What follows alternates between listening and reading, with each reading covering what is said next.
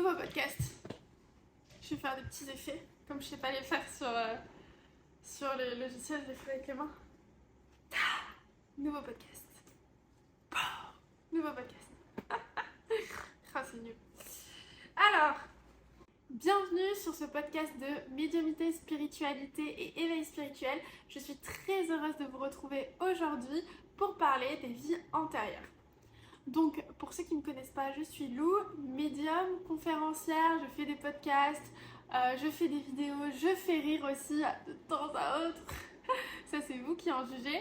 Et je suis trop heureuse de vous retrouver pour parler vraiment d'un sujet qui me tient à cœur, qui est l'exploration des vies antérieures. Alors, qu'est-ce que c'est que l'exploration des vies antérieures? C'est clairement voir ce qui s'est passé avant. Donc, voir ce qui s'est passé avant dans d'autres vies que vous avez vécues, avant celle que vous vivez, que vous incarnez maintenant et avec laquelle vous êtes en train de regarder cette vidéo ou écouter ce podcast. En fait, c'est savoir ce qui s'est passé avant.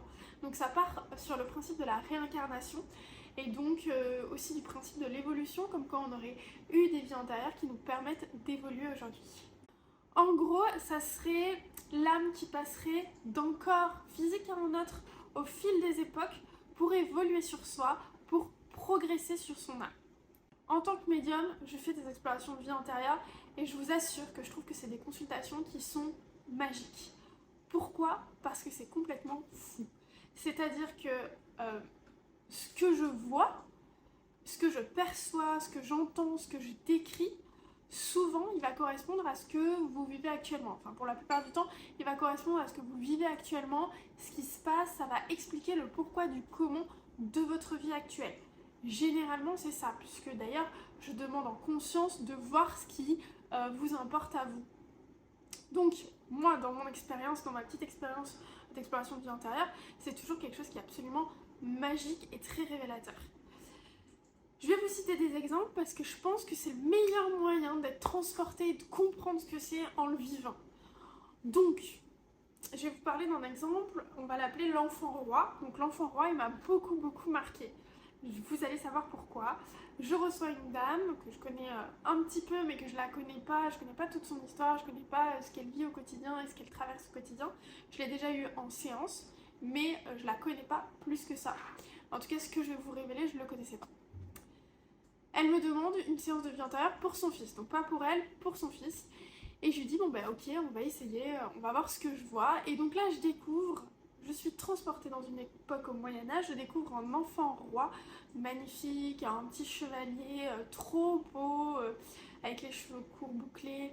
J'ai plein de détails de l'époque à laquelle tout ça se passe. Et on se retrouve dans une situation assez compliquée où il y a la guerre et le petit est amputé d'une jambe. Donc il se retrouve amputé malheureusement d'une jambe et il meurt à la suite de ses blessures. Donc petit à petit, on va dire qu'il se vide de son sang, les médecins essaient de faire quelque chose mais n'y arrivent pas et du coup il finit par décéder. Donc là elle me regarde et elle me dit, Lou, tu ne le sais pas, mais mon fils a un problème de croissance de sa jambe, de la jambe dont tu me parles, c'est-à-dire qu'elle ne grandit pas. Il a un handicap par rapport aux autres enfants, c'est compliqué, il a des chaussures qui doivent être adaptées, on ne sait pas comment trop ça va évoluer, mais en gros il a une croissance très amoindrie de sa jambe par rapport au reste de son corps. Il a un handicap. Et donc, quand vous entendez ça, vous comprenez en fait, là on comprend la puissance, on se dit waouh, mais c'est fou, comment c'est possible, etc. Et pour moi ça illustre parfaitement ce que je vous dis sur les vies antérieures, c'est-à-dire que les challenges que vous rencontrez dans cette vie, souvent ils sont dus à ce que vous avez vécu dans une vie antérieure. Moi personnellement je crois en la réincarnation, je sais que dans beaucoup de religions, etc., il y en a beaucoup qui n'y croient pas, et qui n'y prêtent pas forcément attention. Moi, pour moi, c'est une réelle importance la réincarnation, et ça me paraît totalement logique, puisque l'âme, elle grandit à travers ses incarnations, elle progresse à travers ses incarnations, elle rentre sur différents plans, et c'est aussi pour ça que vous rencontrez des âmes qui ne sont pas évoluées, ou qui manquent d'évolution sur tel ou tel sujet. C'est pour ça que, en fait, on n'est pas tous à la même évolution. Il y en a qui sont plus évolués, il y en a qui sont moins évolués, il y a des gens qui rencontrent des challenges différents. Tout le monde a ces challenges qui vont être différents, ne rencontre pas les mêmes challenges parce qu'on doit évoluer d'une manière ou d'une autre différente. vrai que c'est un outil qui est assez intéressant parce que ça explique beaucoup de choses. Je me souviens par exemple, pour le deuxième exemple, on va parler de la mer. Je me souviens que je reçois une dame donc, que je connais pas. De toute manière, la plupart de mes consultants, je les connais pas. Je la reçois et je mets en mot d'ordre aussi à pas les connaître. Par exemple, je me souviens qu'il y a une amie qui m'a demandé une consultation médiumnique. J'ai refusé, je lui ai dit non, c'est pas possible, je te connais trop. Je te connais trop, donc déjà, ce que je vais voir, je risque d'être influencée par ce que je vais te dire. Donc non, en fait, je te connais trop, donc je peux pas te la faire, mais je peux te conseiller quelqu'un d'autre qui puisse la faire. Donc généralement, mes consultants, je les connais pas. Je reçois cette dame qui est absolument très très gentille et elle veut une exploration de vie intérieure. Je commence donc mon tour d'exploration de vie intérieure, donc tout simplement, j'accepte de recevoir des images. Je suis dans l'acceptation et puis je décris ce que je vois. Moi j'écris pour canaliser, donc je décris ce que je vois. Je vois telle chose, etc. Et ça m'aide beaucoup la description parce que ça me permet aussi de retrouver l'époque. C'est-à-dire qu'avec le consultant, on va aller voir quelle est l'époque grâce aux informations de la vision. Et là, c'est magique. Donc son exploration de vie intérieure, toutes, elles sont absolument géniales. Mais c'est vrai qu'elle m'avait beaucoup touchée parce elle avait un lien particulier avec l'au-delà, un lien particulier avec la source, avec Dieu, avec ce que vous voulez, mais il y avait un lien particulier très émotionnel avec ça, puisqu'elle était mère religieuse. Donc elle était, je sais pas comment on appelle ça exactement, je sais pas si c'est mère religieuse, c'est pas ce mot-là. Mais en gros, vous voyez, elle avait ce statut de mère dans l'église, je sais plus comment on appelle ça, j'ai un trou de mémoire, mais c'est pas grave, elle avait ce statut-là, et elle était dans une église en Italie, je savais que c'était en Italie, dans le sud de l'Italie, je sais que l'église elle a pris feu, etc. Qu'elle avait un don particulier et un lien particulier avec la source, avec Dieu, elle y croyait énormément, elle était très très très connectée. Donc c'est vrai que je vois ça. Et donc je lui décris sa vie intérieure, donc elle me dit effectivement qu'elle a un petit peu peur de telle ou telle chose, du feu et tout. Et puis quelques jours après, elle m'envoie un mail et elle me dit Lou, regarde, en fait, au-dessus de ma chambre, il y avait un petit cadre avec une mère religieuse et une église derrière.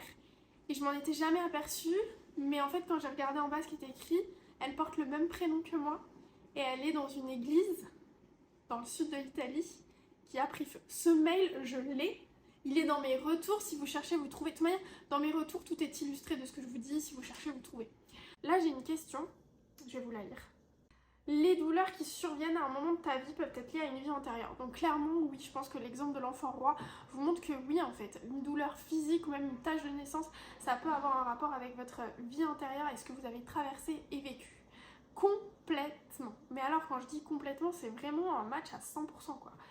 D'ailleurs, la plupart des douleurs physiques, je me demande si elles n'auraient pas, pour moi, une conséquence d'une vie antérieure. Mais je vais plus loin aussi. Je me souviens que j'avais vu un homme, j'avais eu en consultation un homme qui trompait beaucoup, qui avait un problème avec la tromperie et avec ça, donc c'était un vrai souci, avec la tromperie, la fidélité, l'infidélité, etc.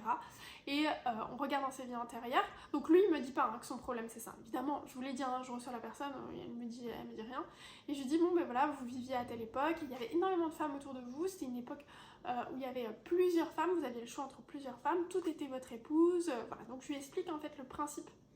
Et c'est intéressant parce qu'il me dit mais c'est fou, parce qu'en fait, il me dit depuis que je suis née, je me bats pour le fait d'être fidèle. Il me dit je me bats pour le fait d'être fidèle parce que je suis toujours attirée, mais comme si c'était pour moi normal d'aller vers une autre femme. Comme si c'était logique et normal dans mon esprit alors que ça l'est pas du tout. Depuis tout jeune, je me bats contre ça. Et c'est hyper intéressant de savoir ça. Moi je trouve ça limite, enfin c'est dingue. C'est dingue parce que ça explique quelque chose, mais bon après évidemment il me disait qu'il avait suivi une thérapie, etc. Donc bon, après il y a d'autres challenges dans cette vie que vous rencontrez, hein. Mais pour moi, une douleur physique, une douleur psychique, ce que vous vivez, ça peut venir d'une vie antérieure. Pas tout, parce qu'il y a des challenges qui sont uniques à cette vie-là, mais il y en a beaucoup qui sont reliés à des vies antérieures. Donc oui, les vies antérieures, ça peut avoir un effet sur votre vie actuelle. Je pense que j'ai été plus que claire. Je vous partage de mes expériences parce qu'elles sont marquantes et pour moi, elles sont très révélatrices de ce que je pense profondément lié à ça. Après, je respecte le fait qu'il y en a qui croient pas du tout. C'est normal, en fait, on n'a pas tous les mêmes croyances et moi je suis pas du tout dans le jugement, c'est-à-dire que je veux pas juger quelqu'un qui va ne pas y croire. C'est sa croyance et c'est ok. En fait, je pense qu'il y a plein de croyances qui sont différentes sur Terre et c'est trop bien, ça ajoute une diversité. C'est magique, c'est trop beau, j'ai que ce mot à la bouche, mais je trouve ça vraiment trop bien d'avoir des idées différentes. Et c'est ok, c'est pas grave. Si y en a un qui croit à la réincarnation, l'autre il y croit pas, c'est pas grave. Si y en a un qui croit à Dieu, l'autre qui croit à Bouddha, c'est pas grave. Je pense que s'il y avait beaucoup plus de personnes qui avaient cet état d'esprit-là, on n'en serait pas... voilà, il y aurait peut-être moins de haine dans le monde, mais ce n'est qu'une supposition. Une question qu'on me pose souvent, donc parce que j'ai posé des questions à ma communauté, c'est quoi la différence entre annales akashiques, je vais y arriver, et vie antérieure. Donc les annales akashiques, moi je suis pas experte dedans, mais apparemment ce serait une sorte d'archive, si j'ai bien compris. Ce serait une sorte d'archive qui est présente. Donc ce serait une sorte de mémoire cosmique qui enregistrait les événements du monde et ce que vous avez vécu. Donc il y a des formations en lecture d'annales akashiques qui permettent de connaître un peu vos vies antérieures, si j'ai bien compris le principe, mais je suis pas experte. Moi, j'ai pas du tout fait de formation comme ça. Moi, je reçois la personne et on va dire que la source, l'univers, enfin ce que vous voulez, hein. Moi je sais pas exactement ce que je sais, je suis pas experte dans ça non plus. En fait, je reçois des images que j'écris, que je décris, avec des époques qui sont différentes, des manières de s'habiller complètement différentes, des manières de penser aussi complètement différentes. Je pense que quand vous faites ce genre de métier, il faut être très ouvert d'esprit, parce que c'est vraiment des manières de penser complètement différentes. Par exemple, la polygamie du monsieur que j'ai capté, qui était plutôt en... Je voyais plutôt des influences asiatiques, il y avait plusieurs femmes, etc. etc. Il faut être ouvert d'esprit sur le fait que ok c'est existé, non je suis pas dans le jugement, enfin c'est un métier où il faut pas être dans le jugement de toute manière, non je suis pas dans le jugement et c'est ok en fait. Donc parce qu'il y a plein de choses qui se passent sur Terre et qu'on n'est pas là pour juger. Je sais pas pourquoi je digresse sur ça, mais je trouve absolument ça important de préciser. Donc voilà, les annales akashiques, moi je suis pas experte en ça. Moi je suis experte en exploration de vie antérieure, c'est-à-dire que les choses viennent naturellement. Je laisse ouvert la porte et ça vient. Donc c'est génial. C'est vraiment... c'est pour ça que je trouve, mais en toute honnêteté, hein, je vous en parle en toute honnêteté, je trouve que c'est une des consultations les plus incroyables que vous pouvez faire parce que elle vous aide à comprendre tellement de choses sur ce que vous vivez, tellement de choses sur votre personnalité aussi, tellement de choses sur qui vous êtes, les problématiques, les défis, les défauts aussi, les défauts qu'on peut rencontrer. Et c'est hyper intéressant en fait, génial quoi. Donc j'espère avoir fait le tour de vos interrogations, principales en tout cas. Je vous embrasse fort et on se retrouve très vite pour un nouveau podcast.